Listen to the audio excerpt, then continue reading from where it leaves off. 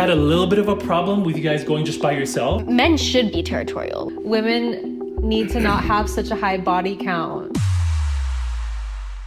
What's up, you guys? Welcome to BB Talk. BB Talk with our special guest. Actually, for the first time, we have a guest. We have a guest. We have the beautiful Amanda. Hello. Yay! Yes. Wait, okay, I look at this one. Amanda Yeah. looks at this one, and you look at that one. Okay. Yeah. So we have our guest, Amanda, here for the first time. And we have Bentley, of course, you can't see him. But Yeah, to preface everything, like really what this is about is we just talk about like relationships and God and like just like things that we actually just like, care about really. And it's just fun to like have, our first guest on and just like see how it goes, Thank you guys. Of course, I'm I'm excited. on an iPhone like microphone, which is not a big deal, but yeah, you guys can experience the full, mic'd up situation. Nice. So like this can hear me. Yeah. Oh, actually, Is it on? can you turn it around so the mic is facing your way? Smart. Okay. Yeah. Is mine This way? Yeah, yours is fine. Yeah. Yep. Yeah. What the fuck is up, you guys? Yeah. There we go. Perfect. Yeah. Oh yeah, that's So- exactly what he said. And the reason why we have this is because I feel like when Ray and I were just dating, getting to know each other, we always had super deep talks.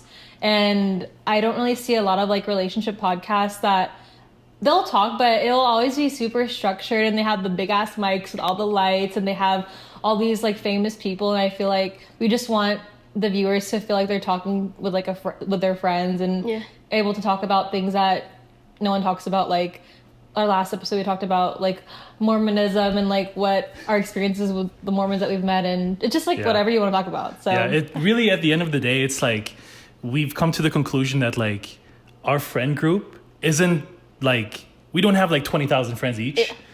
Like our friends are like family. Yeah. And then just like really close friends. Like you're like Janelle's closest friend. I have one of my closest friends, and then the rest is just family. Like I simply just do not care for like third party friends, It's like, so much easier, less drama, less issues, just to have your select few people.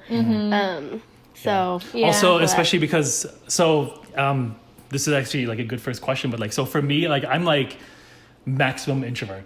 Yeah. Like I need to be with like the least amount of people as possible. Yeah. Would you say you're more extroverted in that sense? Yes, but no. Okay. I have a limit. Okay. And when I reach my limit, nobody look at me, nobody talk to me. Don't do nothing because you will set me off. Oh, no. No, but I mean, I'm introverted, but super extroverted as well. Like when I hit my limit, that's it. Like I just need to be home. I just need to be chilling, relaxing. I don't mind conversations or people texting, but like I still need my me time. Sure. And I just like to be by myself, especially like recently and stuff. Like I just like being by myself. But yeah, enjoying your own company. And yeah, stuff. absolutely. Yeah, because I feel like I deal with so much BS between work and like everything else going on that I'm like, by the end of the day, the capacity has reached its limit, and I just need to go home and chill, decompress. Like I got home last night and I was like, hey you guys, I was like, all right, I need to go decompress. Like I'll be back out in a few minutes. So Gosh, okay. Yeah. I see. So if you'll be open to talk about it, like what are like one or two situations that you're dealing with right now? Yeah. And why do you think the universe is putting you through them? What are you going to learn from these situations? I think it's a test so that I level up, honestly. Okay, yeah. Work being stressful, short staff, having to pull more weight. Oh, sorry. Before you go, what do you do for work? Just so people know. They're like, is she at OnlyFans? Is she? What does she do? OnlyFans. I don't have no ass or titties. No. I work at a doctor's office, so kind of like front desk, checking in, checking out, taking calls. Like you're a normal girl. Normal girl. Doing charts and stuff. Yeah. So we're short staffed right now, obviously, and so it's a lot of pressure to make sure everything's done. And then when you have coworkers and you're already short staffed, but those coworkers don't work their asses off, like it's just more pressure on you. And so that's one of the situations, obviously, you guys know about. And then the other situation is my dad was just recently diagnosed with stage 4 colon cancer that has metastasized into his liver. And it hasn't? It has. It has. Okay, gotcha. It has metastasized into his liver, and then it's also now in the lymph nodes. And so like all of that with like his medical stuff going on, like that's another very draining situation because seeing your dad go through that after, he knows he didn't take the proper steps to get situated, hasn't seen the doctor in like over 20 years. And then this happened. Yeah. And so he's currently going through chemo. So between just trying to help my mom take him to doctor's appointments while working like full time, like 10-hour days, and then like not having any PTO right now. Oh my God. Like I have to work these longer days so that I can make up that time so I still have full paychecks. Yeah. So like those are two situations that like it's just like exhausting. But I also think I've been put in that situation just to like level up. Yeah. So Which by the way, speaking of which, we'll put a GoFundMe link in the description for this. Thank you. And then that will just go to you, just because like we definitely want to help out. Well, and I saw that page also, and like I I know you guys both did, and I appreciate it so much. Yeah, because so much. I can't imagine what that must be like, and I'm sure that's like a pretty, like everybody has problems. To different like intensities, of course, but everybody has problems. Like if you don't have any problems, like you're not alive. You know? Well, and what sucks too is that like my mom has already been put through, stage 3 colon cancer, and she had to work full time while doing chemo. Like she had to do everything, right? And so now we're in the situation with my dad to where like he physically like he can't work, because they took the mass out because it was obstructing like the flow and he couldn't go restroom and stuff. So they had to take the mass out, and he had like 5 incisions. They put his port in at the same time. And then obviously he got sick with the flu, and then we all got sick with the flu. So I was out of work that whole week. It was horrible, you guys. And obviously I think I got it from the hospital because I would stay with him every night, and then I would go to work, and then from work I would run home to shower and change like my outfits and stuff, and then go back to the hospital. Just because I'm not saying that I don't trust hospitals. I just don't trust some of the workers from the experiences that we've had in the past with like my family being in the hospital. I know there's great nurses out there and people that truly do care, but I also know there's people that don't care as much. And so like I just would prefer somebody to be there, and so that's why we always made sure somebody was there with him. But it's very, very stressful at the moment, but just trying to stay positive. That's all we can do at this point, is just think positive, keep him happy, which he's doing pretty good, I think. And I think he would say the same thing. He's gaining weight again, and his first chemo session went really well, besides like just swollen ankles and feet and stuff. But he hasn't been super nauseous, and he's still craving food, which he hasn't craved food in probably like over a year because he was so sick and he thought it was a hernia. Oh, wow. It turned out it was the mass, and his liver was so swollen from the cancer. So it wasn't a hernia. They got in there and took the mass out, and they're like, sir, there's no hernia. So he had been putting one of those hernia belts on him. Oh, interesting. Thinking it's what it was. You guys, don't diagnose yourself on Google. If there's one thing to learn, just go to the doctor. I know people hate going to the doctors. I hate it. But go, seriously. Like, it can make a huge difference whether you're stage 1, whether you're stage 4, colon cancer is the second deadliest cancer out there, especially in men, because men don't like to go to the doctors. This is true. Men are hard-headed. This is true. Not everybody, specifically my dad, but they're hard-headed, and like it can make a big difference just doing a regular physical just to go get blood work to make sure all your levels are good and stuff. So but those are the two situations. We're pushing through it. We're trying to stay positive, and just support my parents and stuff. So Gotcha. Yes, check out that GoFundMe link. And before we move on, let's just backtrack some context, how we know each other, just so that people are like, oh, who is this person? I met her off the street. Yeah, we met at the strip club when we were dancing. But no, Amanda's one of my great friends. I feel like it's one thing to be like, friends with the girls, but like to be like dance girlfriends. I feel like it's just like you're connected on a different level. But like, long story short, Amanda and I were on the same dance team when I had moved back to Dallas from LA. And this is like a what is it? A competitive like hip hop team, not like a fucking like we're throwing that out. I mean, we're throwing that out. I mean, they did have us throw some outs every once in a while, but yeah, it's like a competitive like commercial dance team. Yeah, so we met that way, and I think our first interaction, it was super cute. Like, you were teaching class at the time, and then I was trying to dabble into more videography, so I had filmed your class, and then from there I think we naturally just hung out and stuff as the team. And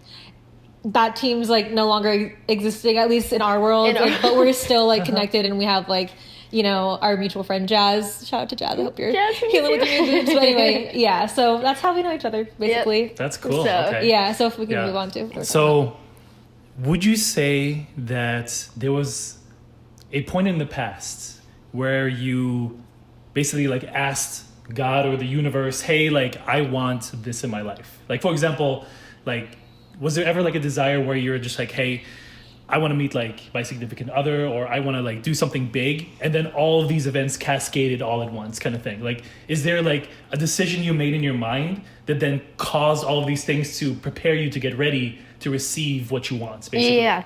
So, I mean, as you guys know, last year when we like truly like reconnected again, you know what I mean? Like we'd hang on to each other once in a while, but we truly like started connecting when I ended a 3.5-year relationship. That's right, yes. Yeah, which you guys know about, which hard. if you were to ask me last year back in May, June, July, I would get emotional and not be able to talk about it. Yeah. But it was hard for me to end it. It was because it was one of those relationships where you keep giving somebody chances to step up and you're like, I want you to be the man, like I want you to do this. This is like support the family. And I didn't want to answer, oh, it's 2025. Like, yeah, it is 2025, but I want to be in my soft girl era. I don't want to be the man feeling like I'm having to put on these pants. Yeah. And that's just not me. I don't want that. And so once I truly realized that, and some other events obviously happened of me hearing these negative things being talked about me when I was out of town and all these other things, I was like, okay, I don't deserve this.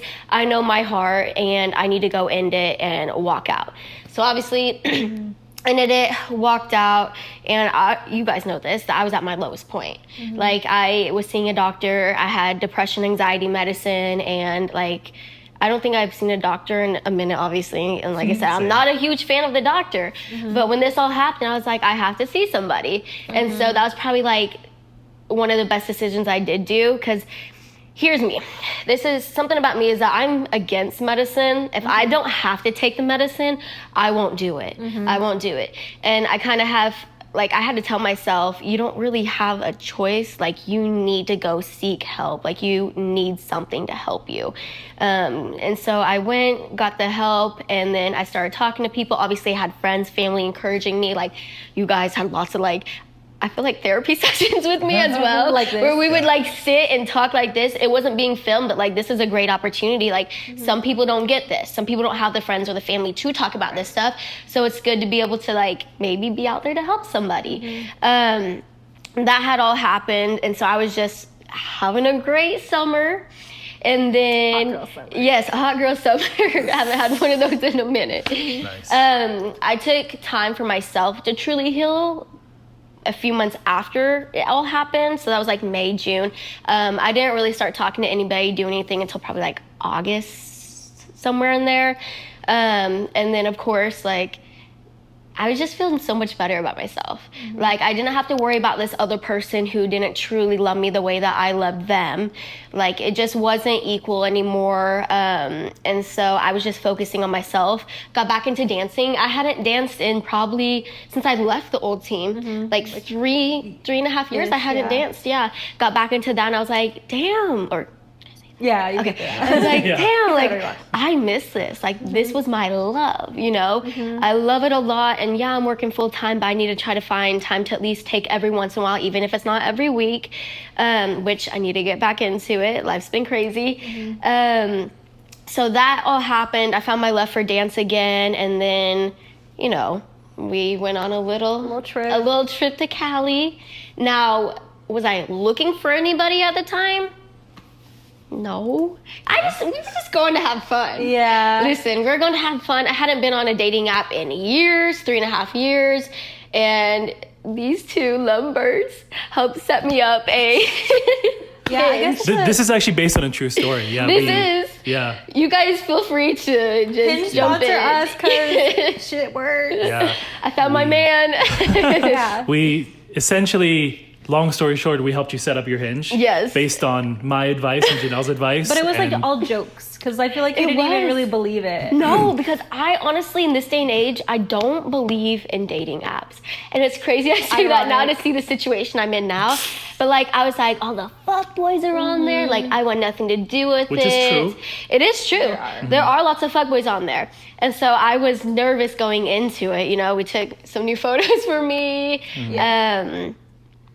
I mean, that's why like I wanted to talk about it or briefly, because I feel like a lot of girls are ready to date, and it's great to be like, oh, I just want to meet someone organically. But the truth is, like, a lot of guys that you're going to meet organically are on the apps anyway. And I just don't want women to close off their options, because that's how we met. And like, had I been so closed off, we would have never, like, this wouldn't be happening right now. And so that's just my purpose. At the end of the day, like whether it's like a guy or a girl, like 99% of everybody, they have a dating app on their phone. Yeah. The thing is, and the biggest one of them all is, and we talked about this, is Instagram. Instagram is not necessarily like just post your pictures. Media. It's you can message people. Like this is literally like it's a dating app. Yep. And I think what was important for when we helped set up your profile was we set the intention of exactly because the thing is like I really believe that like the algorithm, just like how like AI like exists and stuff like that. I don't believe that like any of the stuff is like really random. Yeah. Right. So like the algorithm it has like this like random like you think it's more random and it just kind of does what it does. Yeah. But the thing is like it's really intention based. Like it's like the observer effect in physics, where it's just like particles will like appear in a place where you focus your focus. And it's like when we helped set up your profile, we did it with the intention of basically like your ideal like person, right? Yeah, and in mind. Because the thing is like, you have like, and we say this a lot like lately, is like start with the end in mind. Which if the end in mind is like, like being married and having a family and stuff like that, then let's cater all the intentions for the app or whatever to like reflect that, and then the algorithm will do its thing and find that.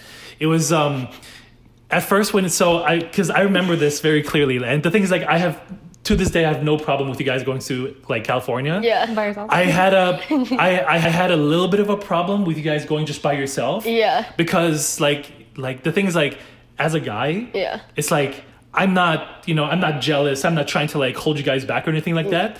But I am territorial, and that's how most guys should be about their woman, right? Absolutely. Because like if you're not territorial, then you're just gonna let life happen to your girl. You know what I'm saying? Like the fuck, it's just not. There's just no way. So I had a little bit of a problem with you guys just being alone, just because I knew there would be a potential that you would meet, whoever or whatever. And the thing is like, and we always have like this idea of like the probability of things, right? Like everything that happens in life is a probability. So you guys, meeting new people, whether it's guys or girls, is, higher than 50%. Yeah. And which is fine. That's totally fine. The problem is when you meet somebody and they don't have the right intentions for you guys, and then if something were to happen, what am I supposed to do? Be like, okay, yeah, hey, let me catch this flight really quick, and then I'll help you out after you got kidnapped. You know what I'm saying? So, I mean, it is like a 3.5-4 hour flight and then a 20-hour drive. Exactly. So it's like, so it's just like, okay, I am left powerless over here, and that didn't sit right with me. Yeah. But I also didn't want to just like, I didn't want to just like put the hammer down and be like, like you can't go. You can go, of course, but like, you as my girlfriend, like, sure, it may come across as controlling or whatever. And sure, if you want to use those words, that's totally okay. If anybody wants to use those words, controlling is a good one. It's just not correct. It's territorial. It's like I care. Yeah. And because of that, it's not controlling. You know what I'm saying? Like if I were to be controlling, I'd be like, you have to wear this because I say so. Like, whereas the difference between that and something else would be like, I want you to wear this because I don't want something bad to happen to you. It's a care. It's not like, I'm not trying to control your life. I'm trying to increase the probability of life happening to you in a good way, not in a bad way. And so I am glad that things worked out the way it did because, while I was over here not having any power to defend, my girlfriend or help you out or whatever, like I was just praying that like it all worked out, and like, it did. And then at the end of the day, you lost your toenail. You gained a boyfriend. You know what I'm saying? Like, and what's crazy with you saying that, like you know the territorial thing, and it's crazy you say that because you're like some men should be territorial, like. Right. and I'm processing that. I'm thinking about that, and not to compare, but like in my last relationship, it was like, it wasn't like that. It was like there was no jealousy from him. There was no territorial, like whatever, like go do whatever. Like it was nothing. If you were to ask me now, like my new man, he's like, I don't know if I feel comfortable with you going out to the bars by yourself And with like fair. one other friend. Like it's so dangerous out there right now. Like at least if I was there and you were going out, like whatever, go with your girls. But I'm there to help you if something happens. But I'm all the way in California and you're in Texas, you know? So like just the difference between, like, not, like I said, not to compare. Yeah. Compare. Compare. It's fine, yeah. It's so different, and it's so nice having somebody that like genuinely cares and looks out for your safety. And like if anybody was to hit on you or touch you inappropriately, he's gonna step in and he's gonna do something about that. Because in my last relationship, when those things did happen, nothing was ever said. Damn. Because they didn't want to start a fight, or they didn't want something to happen, this or that. And it's like, that's not how you're supposed to protect your person, you know? So I do understand that, you know? So. And, you know, at the end of the day, it's just like, you wouldn't want to put your future husband or boyfriend in a situation to where he would regret something for the rest of his life if something happened to you. This is what men are like for women that they love. And their friends. And I well, like mostly bigger, but you know, at the end of the day, it's like, because the guy cares so much in that way, it's difficult to not sound controlling, even though I am controlling, because that is the synonym we decided to use, and that's okay. But at the same time, it's really just like you care so deeply for somebody that you have to say no at some point. Because like, I'm very happy that women have been protected for most of their life to think that they can go out into the world and everything's going to be okay. Right? For the most part, that is true. But the one time out of 100 that isn't true, the guy that is dating the person that is now the victim of something, whether, you know, whatever it is, like they will think about that for the rest of their life. You know what I'm saying? Because like, I didn't stand up and say, no, you can't do this, because the probability of something happening to you is like, you know, it's low, but it's not zero, right? And so, yeah, that's just... What's the metaphor that you say? It's something about you don't trust the keys to your Lamborghini, or... Yeah. So like if I had let's say I had a Lamborghini, right? I wouldn't park it in the ghetto. Like, I trust the locks on my Lamborghini, but you don't park your goddamn Lamborghini in the ghetto. You just don't do that. You know what I'm saying? Yeah. And like, in this case, ghetto means an unsafe area. You know what I'm saying? Like, you don't take your gold jewelry and put it in a corner of the streets where anyone can just snatch it up. You know what I'm saying? Like, that's just not what you do. Like, yes, I trust that you would make the right decisions in any circumstance, but I don't trust you to walk around the streets in the ghetto in LA and get chased by homeless people. There simply is no way, and there is no reality in which like I would ever be okay with like that happening again after I just, you know, like, I just had to let go and just be like, you know, I trust you guys. It's gonna be okay. You guys are going on a mission. You know, God or the universe has told me that it's gonna be fine. Whatever is gonna happen to you guys is gonna be for the highest good. And I kind of just had to let go of that, and I did, and everything ended up being great. Right? And it was a fun trip. It was fun. Obviously met my now boyfriend, and we're doing long distance for another few weeks. But I mean, he's a great guy. I was hesitant, obviously.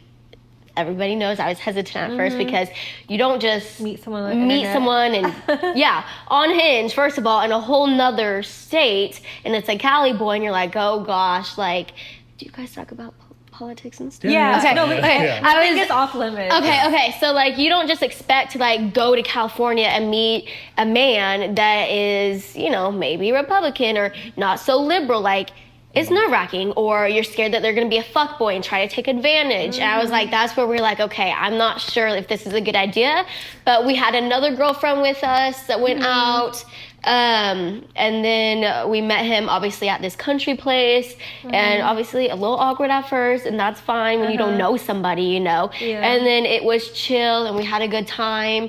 And now he's the one. And I think with that being said, like, I want to leave women that watch this with tangible advice. Like, I think because we set that intention on your profile, and we can maybe elaborate more on this, it's like, what you put out on your profile will attract the type of guy you want. Exactly. And that's why the algorithm is not random. Right. Yeah. That's so what why did we do for Amanda that women can kind of take inspiration from to have less probability of attracting a fuck boy, even if you're on like a girl's trip or whatever? Yeah, sure. Yeah, 100%. So the number one advice in this situation is ask a guy that you know the advice that you basically would want in that person, right? So like, for example, since we're in like a relationship and, you know, it's a very loving relationship and we seemingly have a relationship, and the things like, I'm not just saying that because like, it's like, it is true, but you validated it multiple times. So I feel comfortable saying that. But like ask a guy that you look up to that you would want to have a relationship like that with. Yeah. And then ask them what it would take for you to translate that into your profile. Because I remember the one thing that we did is we had a nice like candid like photo of you like at at CPOD eating Korean barbecue, and that's great. Oh my gosh, I love that. I love that too. Your description and like things that you liked were just like, I forgot what it was. I'm paraphrasing here, but it's like, I like a manly man who, you know, like is going to protect me and do all this and like be there for me. We were and honest. All this. We were just honest. And the thing is like I have no filter, so it was easy to give that advice. And then also the other one, and this is kind of like the deterrent, was to put a thirst trap picture on your profile as well to weed out all the people that would like that picture, so you know they're not the one. But that being said, we did that, and then you guys went to California. It all worked out. But I want to do a little bit of math here. So a little bit of probability here. So California. Fuckboy Central, right? Like, literally, I was if you think of the guys in California, and yes, I mean this. What happens is when you go to California, where it's all about money and success and everything's expensive, you need to make a lot of money and all this stuff. You tend to run into guys that are, you know, hyper fixated on superficial things and like all this stuff, right? So already we start off with a low probability of finding a good guy, right?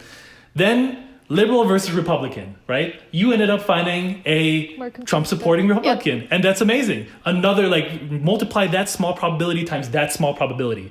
And then another guy that actually, like, has money and wants a wife. Yeah. You know what I'm saying? Multiply those two probabilities by that probability, you end up with something that's less than 1%, and I had to trust that everything's going to work out, and it did. Oh, so thank God. Take us to church. That's fantastic. Yeah, no, exactly, yeah. That being said, the fact that you found somebody like Jake in California is like a diamond in the rough. It is. You know it is. And that's the thing, is that I was hesitant and nervous at first, because you have men that'll say, I want to be a man. Like, I'm going to do this. I'm going to do that. I'm going to do everything, you know? But is this person truly going to do those, like, actions? Where's the action to these words? Exactly, yeah. And he does both of those. He's all talk and he's all walk, and he does all of it. And so it's nice to not just be told something and then just be sitting on it, hoping and wishing. It's nice that he actually does walk his talk, you know? He says what he means, and he does. His actions, like, they're exactly congruent with his words. Yeah, absolutely. That is probably the one thing, and I think we talked about this at one time also. That's the one quality in a guy that needs to be there. When a guy says he's going to do something and then actually do it, that needs to be part of the guy's psyche. Absolutely. Like, that needs to be something where this guy has seen enough shit to where God will betray me and God will, like, smite me if I say something and then don't do it, and then make empty promises and all that stuff. And karmic retribution is a real thing. And so if a guy says something and his word is iron, and he does what he says he does, that is a man worth pursuing. That is, I guess, what you would call in, you know, the female world, like a high value man, because low value man would be somebody that says a lot of things and then doesn't do any of it, right? And then also say that he's gonna protect you and be there for you, and then not do anything, you know, not do anything about it. So, and I think those are like very, like, once again, like, traditional things work as always. So a man, like we talk about this a lot. The last BB talk we had, we talked a lot about, like, women's, like, imperative when it comes to, like, the traditional keeping values. a man. But for a man, like, a traditional man is a guy that is a protector, provider, as in he pays for everything, or he pays for most things, right? He will make sure that you're safe, and he will say no in accordance to your safety. You know what I'm saying? Like, there's I believe there's a Native American proverb that says, a man's value is forged in fire, and then a woman's value is preserved. So like when women are born, they're at their like highest value, and all you have to do in life is make sure that that value is preserved. Yeah. Because women are born with the biological value of being able to conceive children after a certain age, but men have to earn it. That's the difference. And in layman's terms, what he's saying is women need to not have such a high body count. That's one of those things. And that's like the taboo thing that, of course, I don't judge like women, but I think... I do for the most part. Okay. Because this is a true thing and it's a real thing, and people have to be aware of this. Okay. This is non-negotiable. Yeah. So, I mean, for me, like, I personally, when I saw myself like increasing my body count because I was just like unconscious of, you know, where my life was going, I had to make that decision that I actually want to find my husband. So I was celibate for a couple years, may have messed up in between, but I still like stayed on the straight and narrow and attracted you. Does that hold any value to you? Do you think that, or maybe for your situation, do you think that, you don't have to say your body count obviously, but do you think sleeping around with like multiple guys would have affected your relationship with Jake? Or do you think that if you decide to stay, like say your body count's like less than 5, do you think that helped you, you know, bond? What do you think about that? I think had I, you know, obviously ended that relationship and that whole summer just been sleeping around, for sure it would have affected a lot of things, you know what I mean? Because I feel like those months I was able to really disconnect myself from that relationship, soul-wise, like love, everything, disconnect myself and heal myself. Obviously it was really tough. It was hard, you guys know that, the ups and downs and stuff, but I was able to just focus on my friends, working out. Like, of course, I wasn't the healthiest at the time because I had lost probably 30 to 45 pounds. I was the lowest I've been since probably middle school. Damn. But, you know, I was starting to work out again, starting to eat better and stuff, and then started gaining a little bit of more weight. It would have, I think, for sure jeopardized like what I have with Jake now had I been sleeping around. Obviously, it's not, I'm not going to hide it. My body count is low. It's under 10. Dang, it's awesome. under 10.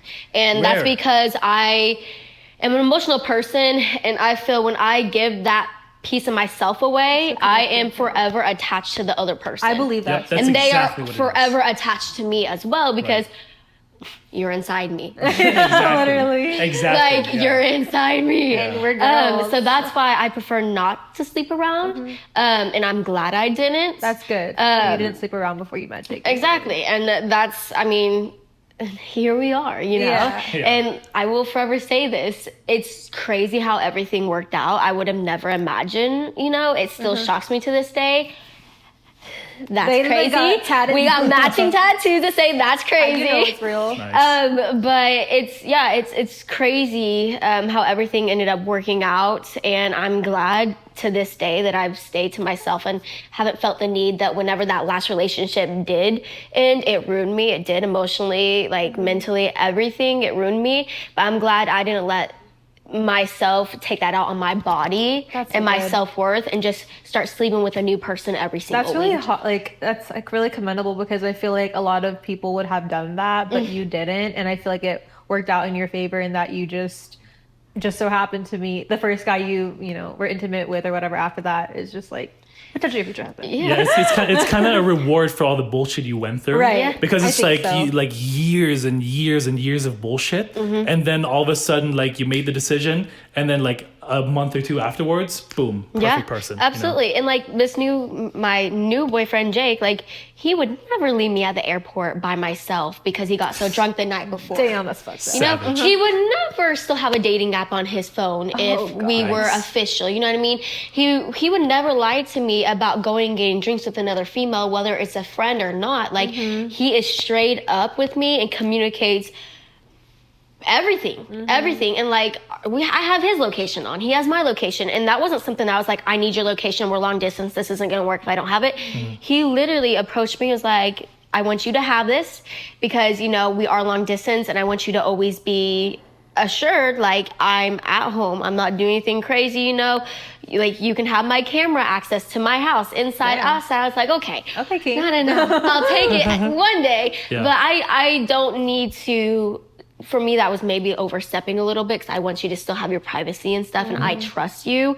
But like I said, it's just still so crazy how that all turned out, and here we are. And yes, we're doing long distance, and we're 6 months in.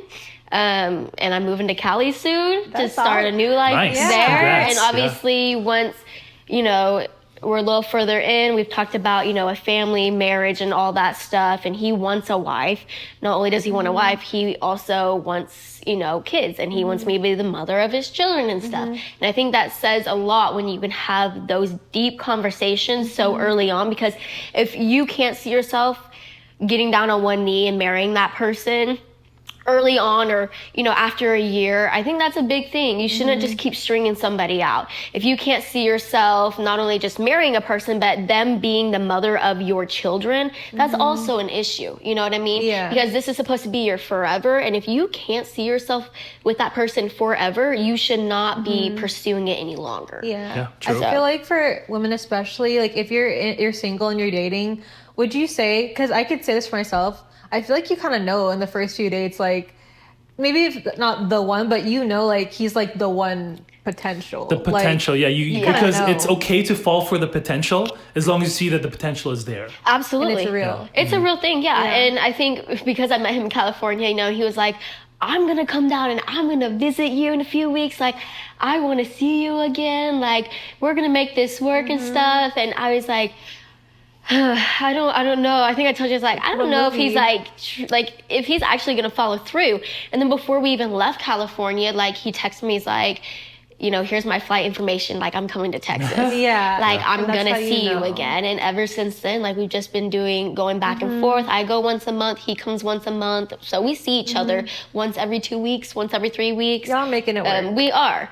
But another thing I do want to touch on as well is that I kind of spoke a little negatively about dating apps because I have had bad experiences. And obviously, I'm not saying my situation is going to be everybody's situations. You're going to have to weed through your people, but just trust your instinct. And I think that's one of the things I always had a hard time. And I would see red flags and I'd be like, nah, it'll be fine. It'll fix itself. 3.5 years later, it never did. And I was just tired of it. I was done with it. I knew there was so much more out there for me and for someone else with me, like us, we, not just a me, but we type of situation, that I needed to do something. And so obviously got on a dating app, and let me just say, just weed your people out. Weed your people out. Even if it's not a situation where it was one of the first people that I connected with, it may be the third person you meet, it may be the 10th person. Just keep weeding your people out. If anything, go on these dates, get yourself some free dinner. Just talk free dinner, free therapy. or maybe, if that ends up not being your person, you guys end up being great friends and you have another friend for life,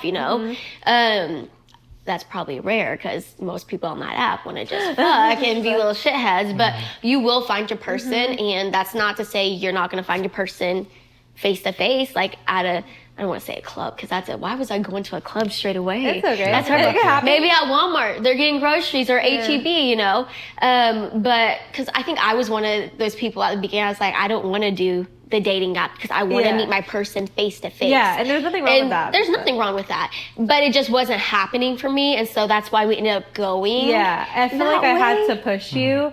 Only because I had that experience. Are we recording and stuff? Yeah. You're good?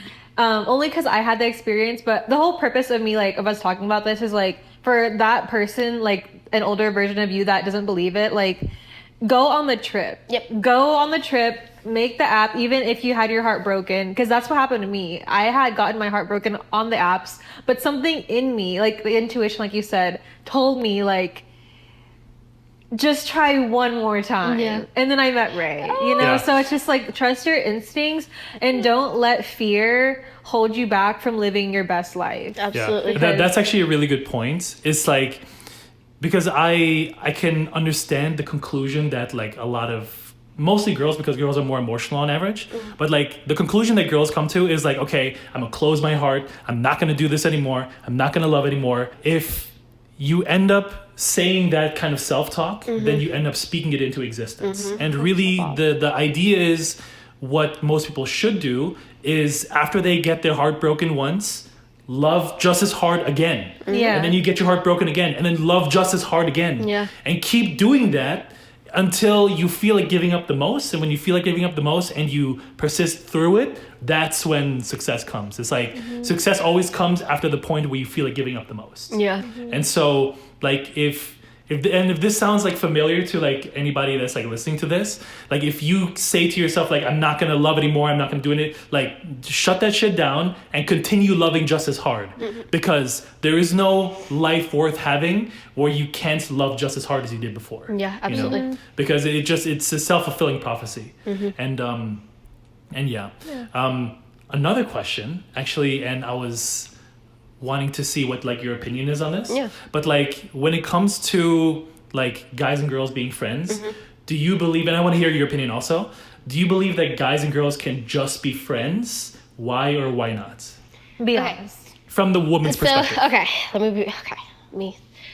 Because I used to have a hard time with this conversation, like this subject, because I knew all the guys that I was friends with were always trying to mess with me. Yeah. You know, they always wanted to fuck, and I just... This is true. It wasn't, I wasn't for it and stuff, so I always had a hard time keeping, you know, guy friends, because it's like, you're so cool, dude, but like, I don't want to mess with you. Like, you're so cool. And then it's like, okay, well then I'm going to go off to the next one. Who else is going to give me attention? Who else is going to let me mess with them? I'd say it kind of just... I don't know, I'm kind of like torn, because I feel like if it's been like a childhood friend for a long time, like the families are friends, there's never been like an emotional connection, like you guys still do your own thing, like you have significant others, you're not going out to get drinks or seeing each other every weekend, like I think that's chill. But on the other hand, I don't think it's a good idea, because men and women were met to be together, right? That's true. And I feel like it kind of oversteps boundaries and respect when you have a significant other who is constantly talking to a female friend more than they're talking with you almost. You know what I mean? So I do think it is disrespectful and crossing boundaries to have opposite gender, obviously, boom, boom, connecting more than you're connecting with your person. I don't think it's okay. That's my personal opinion. I'm not a fan of it. I don't know how you guys feel about it. I think for me, it's like, if I'm your girlfriend, I should be your only girlfriend. Yes! I'm your only best friend. Yep. But this is also me projecting my experiences. Like, long story short, I have like trauma in the past that I worked so hard to heal from, where I had a best friend and she introduced me to her best guy friend. Me and the best guy friend, I lost my virginity to him, fell in love with him, and then he left me for the friend that hooked us up. So ever since then, I've always had like shit with like guys and girls being friends. But I know for a fact, not all situations are like this. But even to this day, like those little things, like he'll have like an old girl, not girlfriend, but like a friend, platonic friendship with a girl, like reach out to him on his birthday, whatever, like happy birthday, like nothing crazy. And like I will be okay with it, but of course, like it's that little part, maybe not even jealousy, it's that part of me that experienced the trauma from my past that would just like kind of like be there, even though like I've let it go, and you know, I've worked so hard to let go.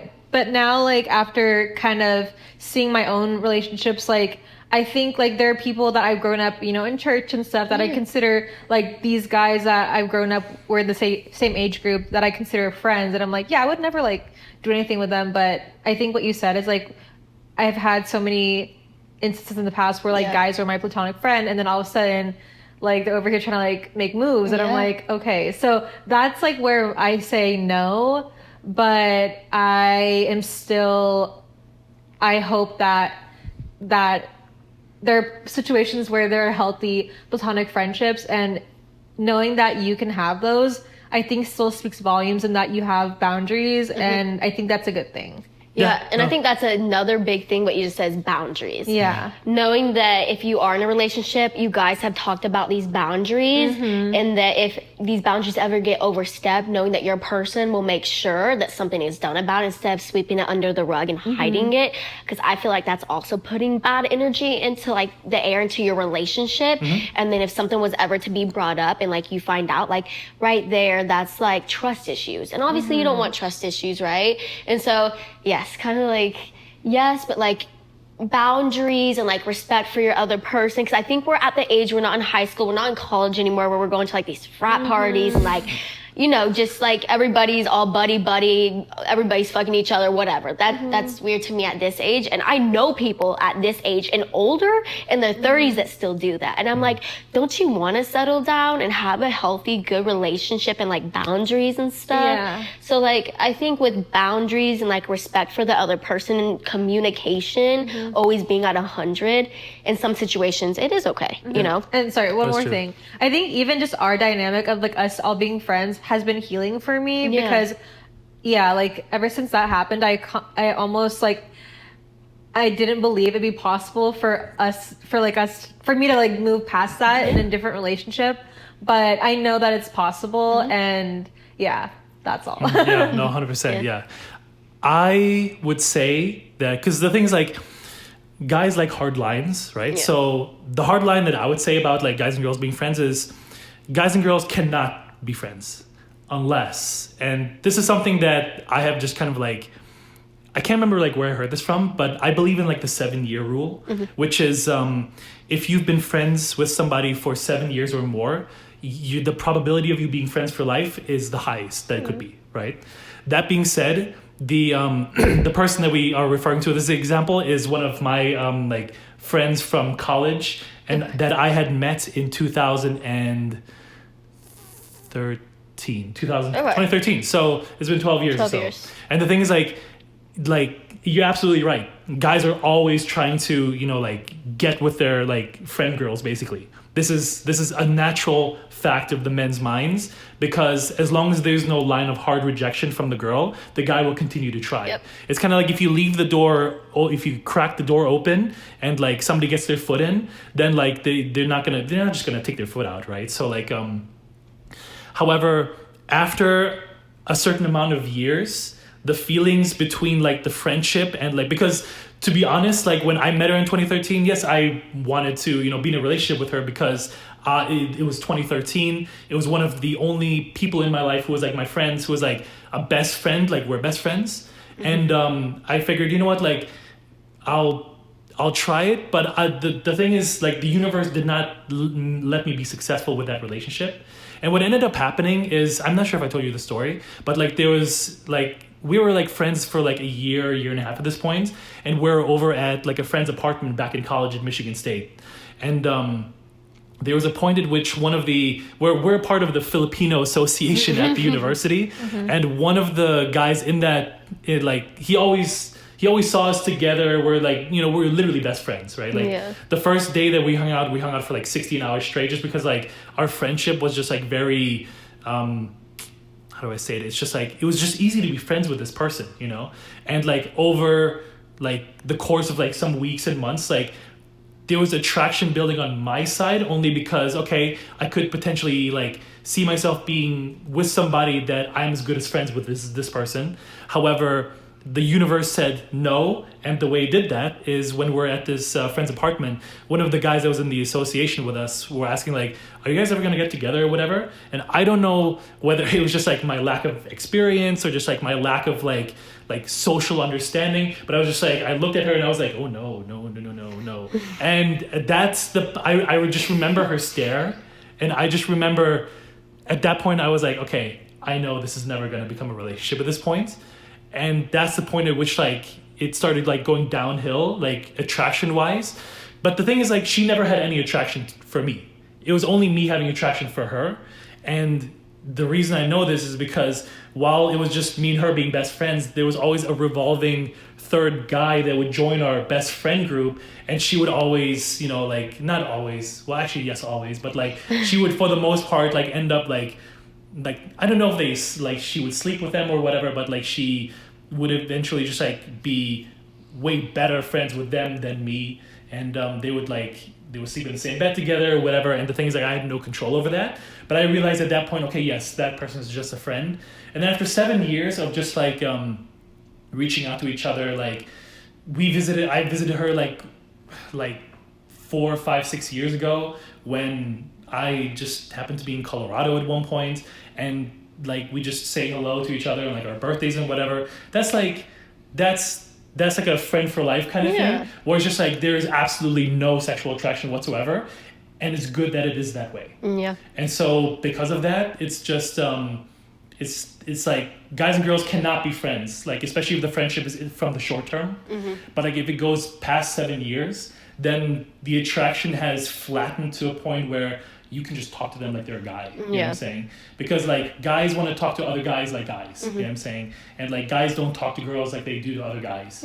And like I realize, okay, I can just talk to her like she's a guy. You know what I'm saying? Not that she is a guy or whatever. It's just like bro down.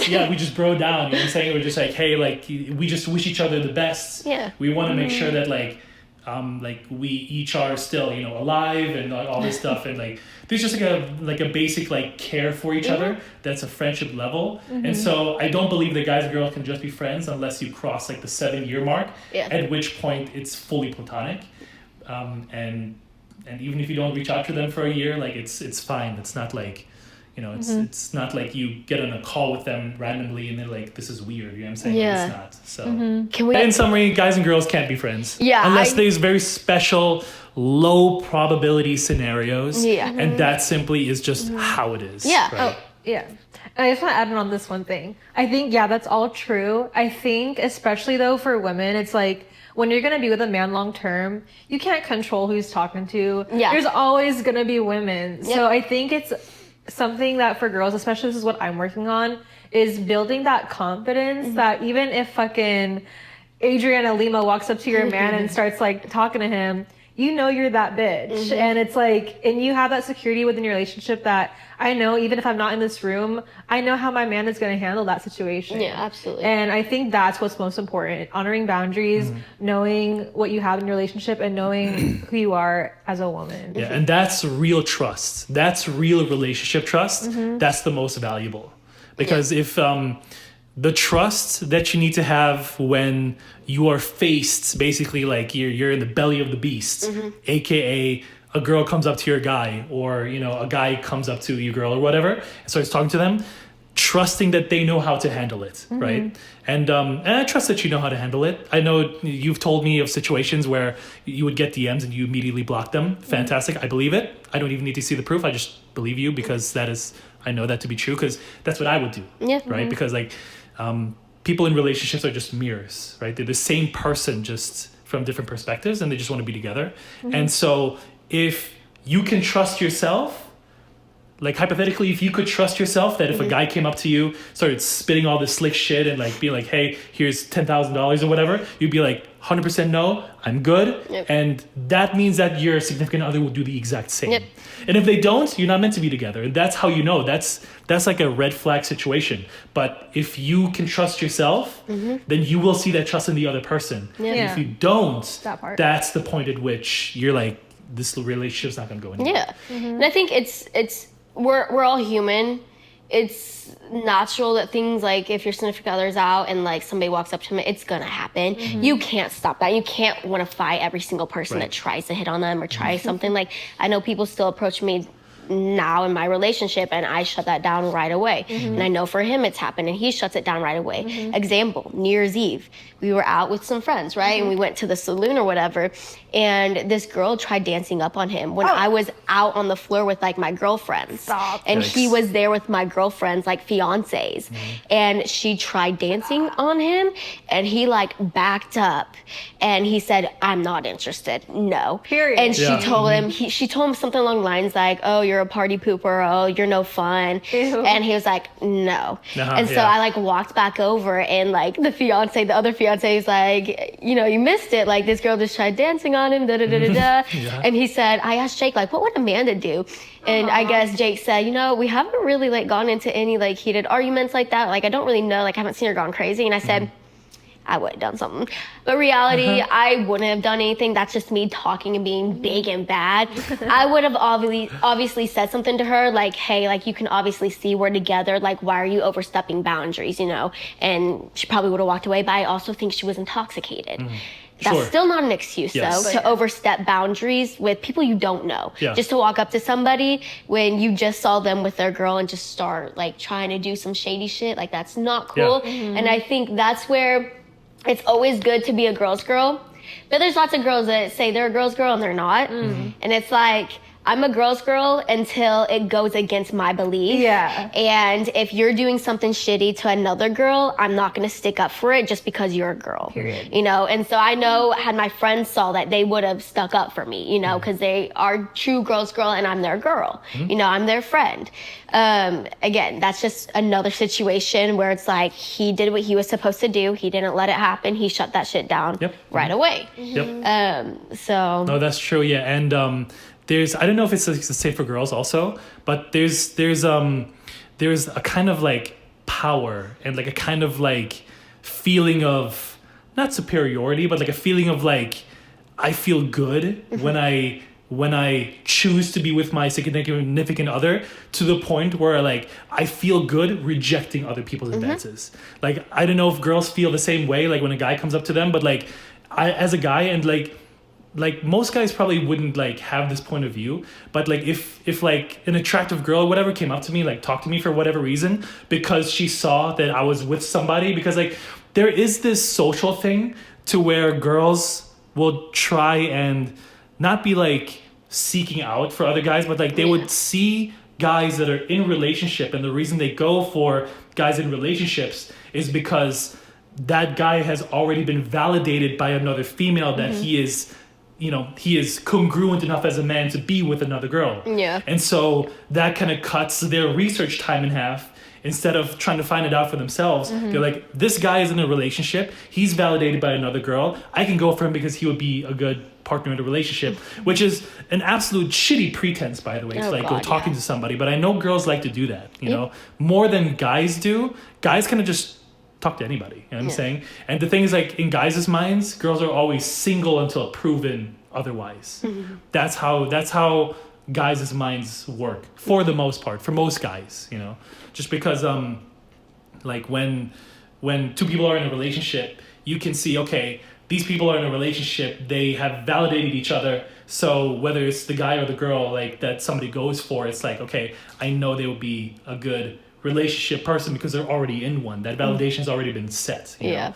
But that's also another reason why you don't park your Lambo in the ghetto by letting your man or your girl go to the bar by themselves. Because first of all, you got alcohol. That's like the equivalent of guns in the streets. You know what I'm saying? Like, shit can go immediately wrong. You know? And so, yeah, you just like the bars is like an official no-no for me. Yeah. Just because like I don't go to the bars, so I wouldn't expect you to go to the bars.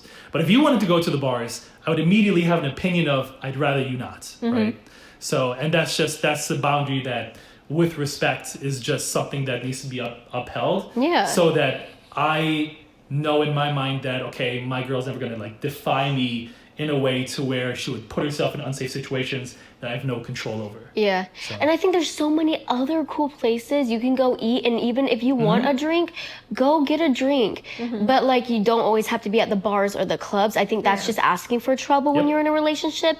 And honestly, when you're single and maybe you're trying to find somebody, those are not the places you want to be going to, because let's be honest, most people are just going there, again, to fuck, to mess around, you know? And I personally, like, I'm not a fan of my significant other constantly feeling the need to, like, if they need to go hang out with a friend or go see them, like, I'm not a fan of them constantly wanting to go to a bar. Like, there's other places. There's bingo. Baby, meet me at bingo. Because I love some bingo. Meet me at the VR station, you know? Like, there's so many cool other places where you can catch up, and you don't always have to be under the influence of alcohol, you know, or drugs or whatever's going on. There's just so many other places, because there's so much trouble out there, and people that are willing and wanting to cause trouble that, come on. If you're in a relationship, just pick a better place. Yeah. Yeah, so. Exactly, yeah. Yeah, well, I guess that, honestly, we talked about a lot, but unless you have anything else you want to say. No, that's it. No, this is great. Thank you, Amanda, for coming on. Thank you guys for having me. Y'all check out that GoFundMe link. Anything helps. Or go check out that GoFundMe link. Anything helps. And if you have any other questions you want us to touch on, say another episode, let us know. But... Thank you. Yep. And if you want to leave hate comments, please feel free to. They're good for us. Leave hate comments and be as hateful as you can. Thank you. Thank you. Bye. Bye. We're looking forward to those hate comments. Yes.